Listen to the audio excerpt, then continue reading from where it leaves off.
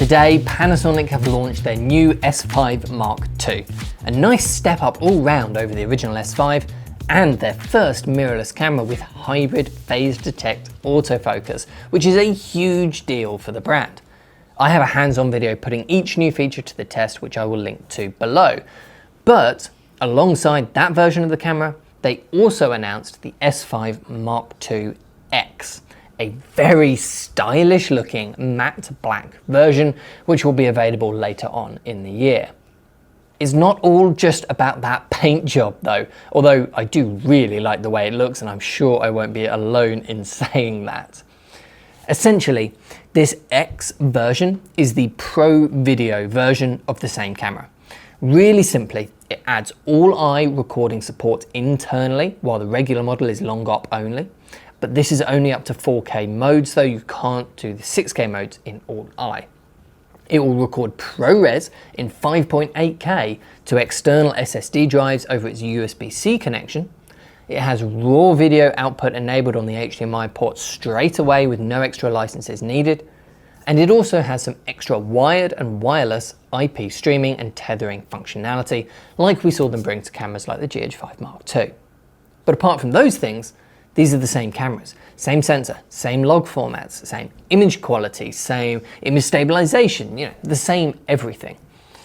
So the big question, if you're interested in these cameras, is do you go for the regular one, which is available sooner and slightly less money, or do you wait for the X version?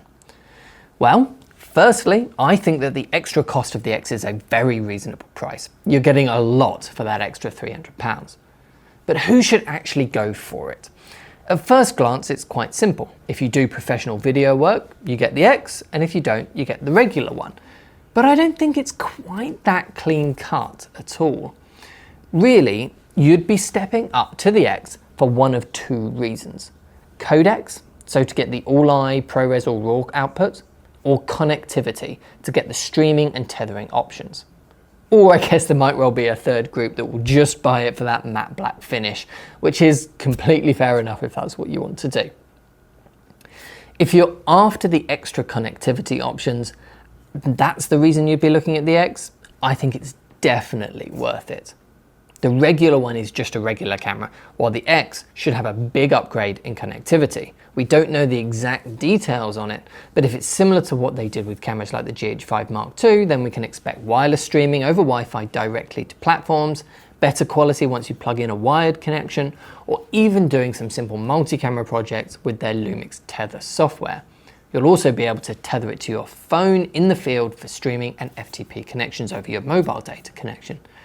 So even though we don't know the full details, it should be much more capable from a streaming and tethering point of view.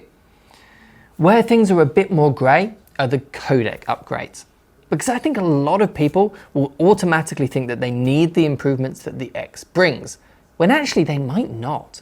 Some people will, don't get me wrong, if you make content for broadcasters or you want the absolutely most robust files for grading and post-production, then you should definitely go for the X. Having all-eye, ProRes and RAW output over HDMI is fantastic. These are all much more robust industry standard codec options, and adding them all for only £300 is a fantastic deal. But those kind of markets are not necessarily the most common that you would see cameras like this used in. I think it's much more likely personally that people will end up using this camera for work that ends up on YouTube, on social media, companies' websites or internal corporate video perhaps, even wedding videos. And for those kind of work, I think the internal codecs of the original will be absolutely fine. Because H.265 codecs are actually really quite useful now, because we've got the computers that can actually handle them readily available now. I think everyone doing video work would benefit from having all-eye and ProRes options a few years ago, but now the H.265 workflow is very smooth if you have the right kit. We use H.265 for everything on this channel now and have done for months. We edit on a range of Macs with various levels of M1 chip and it all works seamlessly. We get lower file sizes because of H.265 and no playback or grading issues at all. The H.264 options do slow your computer right down still, but the internal 6K H.265 recording will be absolutely fine on a modern computer like the new MacBook Pros which we're using here. Yes, there's an argument that you might as well be using the highest quality possible, but remember the file size difference. For 25p video, the internal H.265 6K is 200 megabits a second. With the S5 Mark II X, the 5.8K ProRes will be 1.6 gigabits a second, and the 4K All-I will be 400 megabits a second. So that's a really sizable difference no matter which format you're choosing, and that's going to have a big impact on your workflow and how much storage you need for a real project. Which for work, like I mentioned earlier, wedding videos, corporate videos, social media, anything like that, means I personally would recommend people actually stick with the H.265 now. In which case, you would only need to upgrade to the X if you want the streaming options or of course that matte black paint job.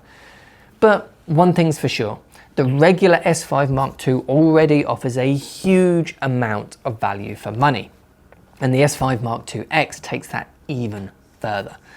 But what do you think? Do you think the X will be more popular, or do you think the regular one will be? And which would you go for yourself? Let me know in the comments section, and if you want to actually pre-order either the S5 Mark II or the S5 Mark II X, head over to prov.co.uk. Thanks for watching, and I'll see you in the next one.